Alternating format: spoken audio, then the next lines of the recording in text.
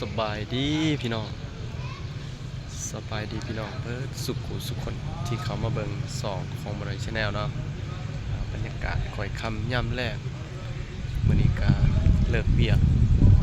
ก็มาย่างเล่นถ่ายวิดีโอบันทึกให้พี่น้องได้เบิ่งได้ชมเนาะบรรยากาศหอหลักเมืองแขวงอัตตปือฝ่าลังฝนมันก็สิขึ้นจักหน่อยประมาณนี้พี่น้อง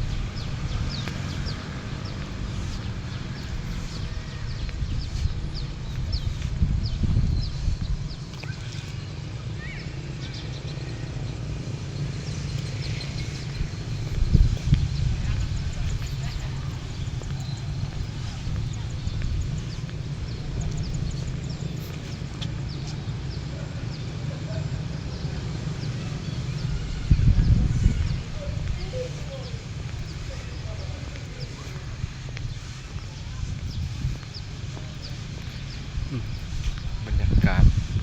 เหมาะกับการออกกำลังกายโอ้สุดยอดพี่น้อง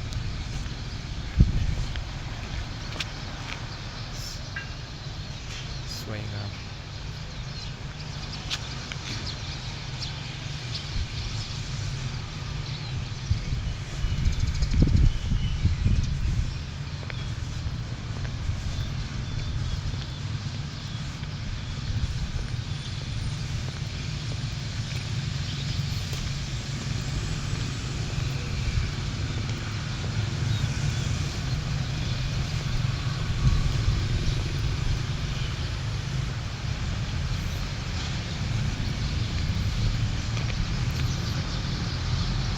มุมนี้โคตรงามเลย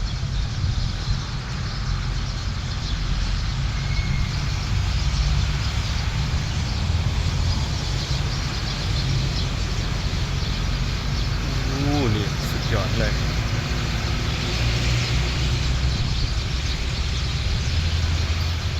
พี่น้อง